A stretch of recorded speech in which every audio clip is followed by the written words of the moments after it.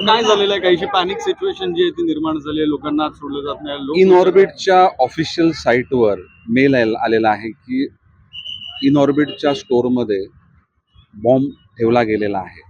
आणि असा मेल आल्यानंतर हा मेल नवी मुंबई पुरता नाही तर संपूर्ण भारतामधले जे इन ऑर्बिटचे स्टोअर आहेत त्यांच्याकरता हा मेल आहे.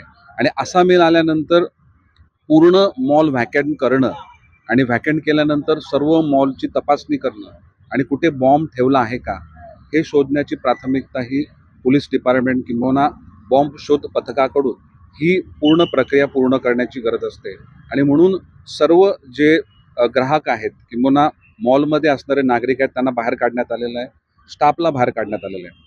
आणि संपूर्ण मॉलची चेकअप ही बॉम्ब शोधक पथकाच्या माध्यमातून पोलिसांच्या माध्यमातून केली जाते. ही योग्य गोष्ट आहे की अशा प्रकारचा मेल आल्यानंतर तो मेल खरा आहे की खोटा आहे ते करत असताना एखादा धोका होऊ नये याची काळजी घेतली पाहिजे. आणि पोलीस डिपार्टमेंट बॉम्ब शोध पथक त्यांचं काम योग्य पद्धतीनं करत आहे.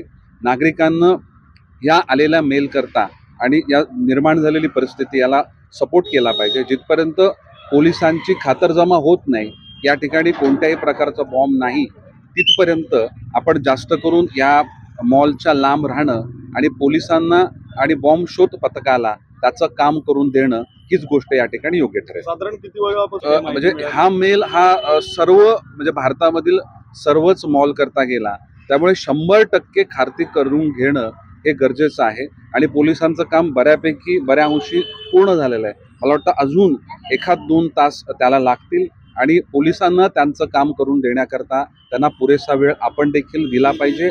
नागरिकांनी देखील अशा परिस्थितीमध्ये सहकार्य केलं पाहिजे.